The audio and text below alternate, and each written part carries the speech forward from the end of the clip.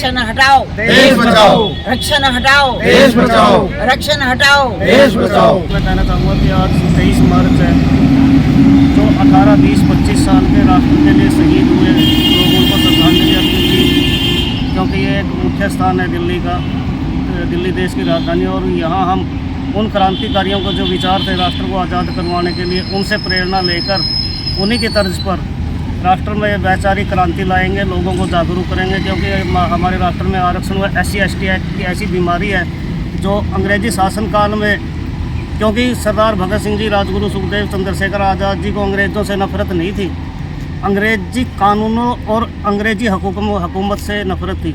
वही हमारा प्लान है।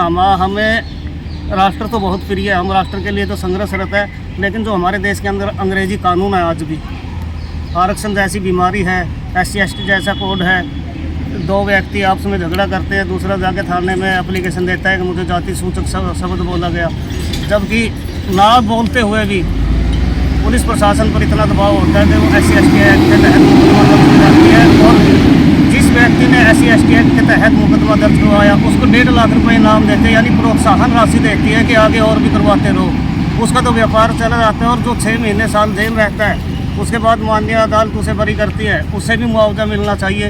हमारी यही आज सरकार से अपील है कि हमारे लिए भी मुआवजा का प्रावधान किया जाए। अगर हम निर्दोष माननीय कोर्ट से साबित होते हैं, हमारे सामान्य वर्ग के OBC के भाई या जिस पे भी SC/ST एक्ट लगता है। अब सबको याद होगा कि रौलट एक्ट नाम का एक कानून होता था, जिसका टैग लाइन थी न वकील, न अपील, न दलील। ठीक रौलट एक्ट के प्रकार का कानून इस देश में SC एक्ट के रूप में लागू है, जिसमें भी न वकील, न अपील, न दलील। यदि आपके विरुद्ध शिकायत कर दी गई तो आपको निश्चित रूप से गिरफ्तार होना है और आपकी जमानत नहीं। बीच में सुप्रीम कोर्ट ने एक मानवाधिकार को ध्यान में रखते हुए निर्णय दिया कि 7 दिन में जांच करा ली जाए, और यदि जो OBC या गैर SC व्यक्ति दोषी पाया जाता है तो आप गिरफ्तार कीजिए, और निर्दोष पाया जाता है तो उस FIR को खारिज किया जाए। तो इस देश की जो सरकार है, संसद में सभी दलों ने मिलकर के, क्या भारतीय जनता पार्टी, क्या कांग्रेस, क्या जनता दल, क्या समाजवादी, सबने मिलकर के एकजुट होकर के बहुमत से एक निर्णय पास किया कि शिकायत असली है या शिकायत फर्जी है। यदि शिकायत हो गई तो गिरफ्तारी होनी ही चाहिए। और इस प्रकार के कानून जो मानवाधिकारों का उल्लंघन करने हैं, आज आपके संविधान की प्रस्तावना में क्या लिखा है कि वो लिंग, जाति, धर्म, भाषा भेद के आधार पर कोई नागरिकों में भेदभाव नहीं करेगा। लेकिन कितने लोगों को ये मालूम है कि इस देश में 131 लोकसभा की और 1250 विधानसभा की सीटें ऐसी हैं जिन पर आप सिर्फ इसलिए चुनाव नहीं लड़ सकते कि आपने एक जाति विशेष में जन्म नहीं लिया। आज आरक्षण का जो काला कानून है, वो योग्यताओं का, अभी आप देखें कि एक बच्ची ने आत्महत्या कर ली, इसके पहले मलिहाबाद में एक लड़की ने आत्महत्या कर ली। क्यों?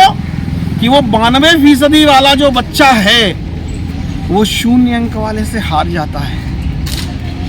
क्या करेगा? वो प्रतिभाओं का जो दमन हो रहा है, और लड़ाई लड़नी पड़ेगी, क्योंकि कहीं कवि ने कहा कि शांति के ताप से रावण कहाँ पिघलता है और भूख हड़ताल से लंका नहीं जला करती।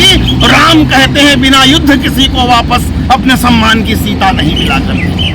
मेरा तो क्या, सारे नेताओं को पता है, मंत्रियों को पता है, उनके सचिवों को पता है, पर वोट बैंक की राजनीति, जातिगत योजनाओं का होना देश के लिए बहुत ही ज़्यादा खतरनाक है।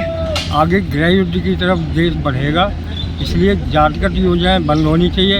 एक देश एक कानून होना चाहिए। और आरक्षण नीति को सरकार को जो है उसका अवलोकन कर सिर्फ जो है गरीब लोगों को देना चाहिए। वो किसी भी देश के किसी भी वर्ग से हो, किसी भी धर्म से हो, कहीं से।